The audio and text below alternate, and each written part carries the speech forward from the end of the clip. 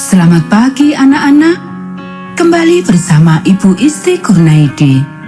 Kita akan mengikuti bacaan Alkitab harian untuk anak. Hari ini, tanggal 9 Juni, bacaan Alkitab kita, Mazmur pasal 78. Mari kita awali dengan doa. Bapa di surga, kami akan belajar firman Tuhan. Tolong kami supaya kami dapat memahami firman Tuhan. Dalam nama Tuhan Yesus kami berdoa. Amin. Pelajaran dari sejarah. Nyanyian pengajaran Asaf. Pasanglah telinga untuk pengajaranku, hai bangsaku. Sedengkanlah telingamu kepada ucapan mulutku. Aku mau membuka mulut mengatakan amsal. Aku mau mengucapkan teka-teki dari zaman purbakala. Yang telah kami dengar dan kami ketahui dan yang diceritakan kepada kami oleh nenek moyang kami. Kami tidak hendak sembunyikan kepada anak-anak mereka, tetapi kami akan ceritakan kepada angkatan yang kemudian. Puji-pujian kepada Tuhan dan kekuatan-Nya, dan perbuatan-perbuatan ajaib yang telah dilakukannya. Telah ditetapkannya peringatan di Yakub, dan hukum Taurat diberinya di Israel. Nenek moyang kita diperintahkannya untuk memperkenalkannya kepada anak-anak mereka, supaya dikenal oleh angkatan yang kemudian, supaya anak-anak yang akan lahir kelak bangun dan menceritakannya kepada anak-anak mereka, supaya mereka menaruh kepercayaan kepada Allah dan tidak melupakan perbuatan-perbuatan Allah, tetapi memegang perintah-perintahnya. Dan janganlah seperti nenek moyang mereka, angkatan pendurhaka dan pemberontak, angkatan yang tidak tetap hatinya dan tidak setia jiwanya kepada Allah. Bani Efraim, pemanah-pemanah yang bersenjata lengkap, berbalik pada hari pertempuran. Mereka tidak berpegang pada perjanjian Allah dan enggan hidup menurut Taurat-Nya. Mereka melupakan pekerjaan-pekerjaannya dan perbuatan-perbuatannya yang ajaib, yang telah diperlihatkannya kepada mereka. Di hadapan nenek moyang mereka, dilakukannya keajaiban-keajaiban di tanah Mesir, di padang Soan. Dibelahnya laut, diseberangkannya mereka, didirikannya air sebagai bendungan. Dituntunnya mereka dengan awan pada waktu siang, dan semalam suntuk dengan terang api. Dibelahnya gunung batu di padang gurun, diberinya mereka minum banyak air seperti dari samudra raya. Dibuatnya aliran air keluar dari bukit batu, dan dibuatnya air turun seperti sungai. Tetapi mereka terus berbuat dosa terhadap Dia, dengan memberontak terhadap Yang Maha Tinggi di padang kering. Mereka mencobai Allah dalam hati mereka dengan meminta makanan menuruti nafsu mereka. Mereka berkata terhadap Allah, "Sanggupkah Allah menyajikan hidangan di padang gurun?" Memang, Ia memukul gunung batu sehingga terpancar air dan membanjir sungai-sungai. Tetapi sanggupkah Ia memberikan roti juga, atau menyediakan daging bagi umat-Nya? Sebab itu, ketika mendengar hal itu, Tuhan gemas. Api menyala menimpa Yakub, bahkan murka bergejolak menimpa Israel, sebab mereka tidak percaya kepada Allah dan tidak yakin akan keselamatan daripadanya. Maka Ia memerintahkan awan-awan dari atas membuka pintu-pintu langit, menurunkan kepada mereka hujan mana untuk dimakan, dan memberikan kepada mereka gandum dari langit. Setiap orang telah makan roti malaikat. Ia mengirimkan perbekalan kepada mereka berlimpah-limpah. Ia telah menghembuskan angin timur di langit dan menggiring angin selatan dengan kekuatannya.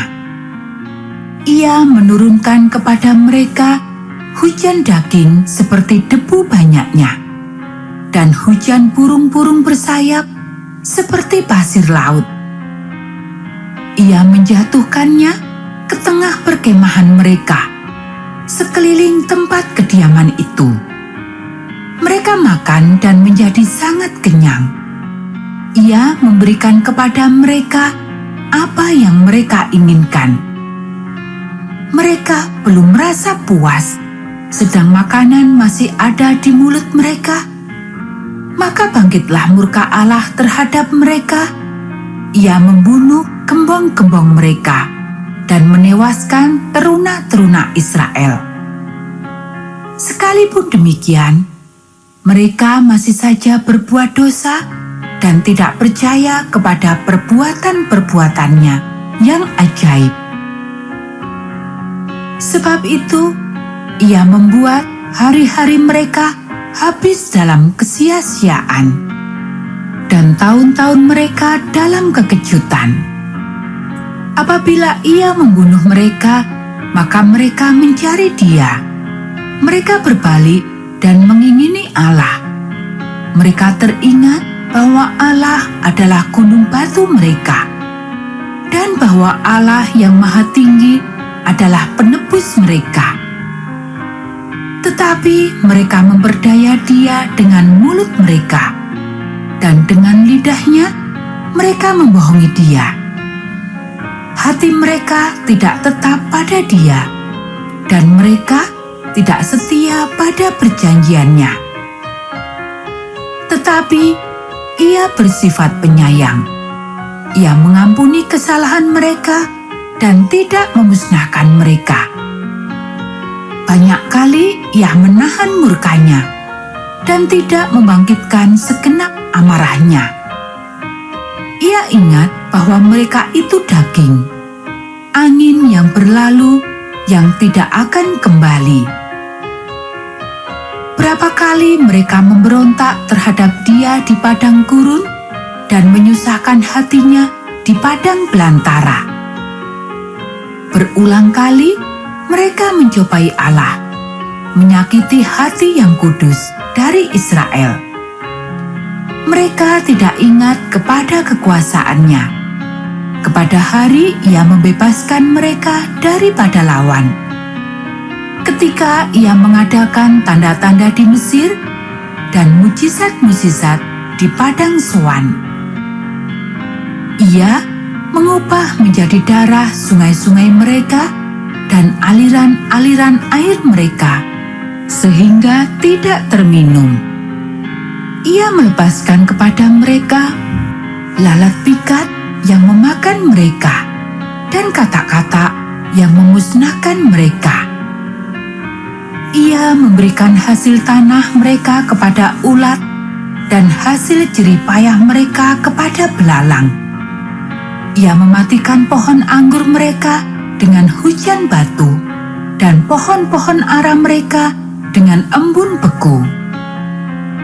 Ia membiarkan kawanan binatang mereka ditimpa hujan es, dan ternak mereka disambar halilintar.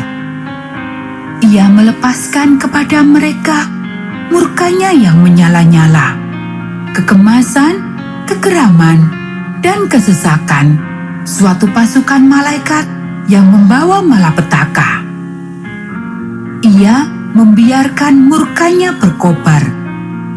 Ia tidak mencegah jiwa mereka dari maut. Nyawa mereka diserahkannya kepada penyakit sampar. Dibunuhnya semua anak sulung di Mesir.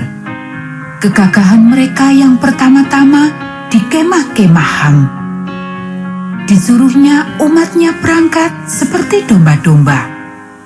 Dipimpinnya mereka seperti kawanan hewan di padang gurun. Dituntunnya mereka dengan tentram sehingga tidak gemetar. Sedang musuh mereka dilingkupi laut. Dibawanya mereka ke tanahnya yang kudus, yakni pegunungan ini yang diperoleh tangan kanannya. Dihalaunya bangsa-bangsa dari depan mereka. Dibagi-bagikannya kepada mereka tanah pusaka dengan tali pengukur. Dan disuruhnya suku-suku Israel mendiami kemah-kemah mereka itu. Tetapi mereka mencobai dan memberontak terhadap Allah yang Maha Tinggi dan tidak berpegang pada peringatan-peringatannya. Mereka murtad dan berkhianat seperti nenek moyang mereka, berubah seperti busur yang memperdaya. Mereka menyakiti hatinya dengan bukit-bukit pengorbanan mereka, membuat dia cemburu dengan patung-patung mereka. Ketika Allah mendengarnya, ia menjadi gemas. Ia menolak Israel sama sekali. Ia membuang kediamannya di Silo, kemah yang didiaminya di antara manusia. Ia membiarkan kekuatannya tertawan, membiarkan kehormatannya jatuh ke tangan lawan. Ia membiarkan umatnya dimakan pedang, dan gemaslah ia atas miliknya sendiri. Anak-anak teruna mereka dimakan api, dan anak-anak darah mereka tidak lagi dipuja dengan nyanyian perkawinan. Imam-imam mereka gugur oleh pedang, dan janda-janda mereka tidak dapat menangis.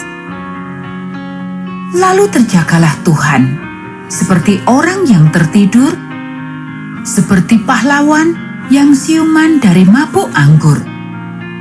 Ia memukul mundur para lawannya. Ia menyebabkan mereka mendapat celah untuk selama-lamanya. Ia menolak kemah Yusuf, dan suku Efraim tidak dipilihnya. Tetapi ia memilih suku Yehuda, Gunung Sion yang dikasihinya. Ia membangun tempat kudusnya setinggi langit, laksana bumi yang didasarkannya untuk selama-lamanya. Dipilihnya Daud hambanya, diambilnya dia dari antara kandang-kandang kambing domba. Dari tempat domba-domba yang menyusui, didatangkannya dia untuk mengembalakan Yakub umatnya, dan Israel miliknya sendiri. Ia menggembalakan mereka dengan ketulusan hatinya dan menuntun mereka dengan kecakapan tangannya. Anak-anak, demikianlah bacaan firman Tuhan hari ini. Mari kita akhiri dengan doa. Bapa di surga, terima kasih kami sudah belajar firman Tuhan. Tolong kami supaya kami dapat melakukannya. Kiranya Tuhan memberkati kami hari ini saat kami belajar, bermain, dan membantu orang tua. Dalam nama Tuhan Yesus kami berdoa. Amin.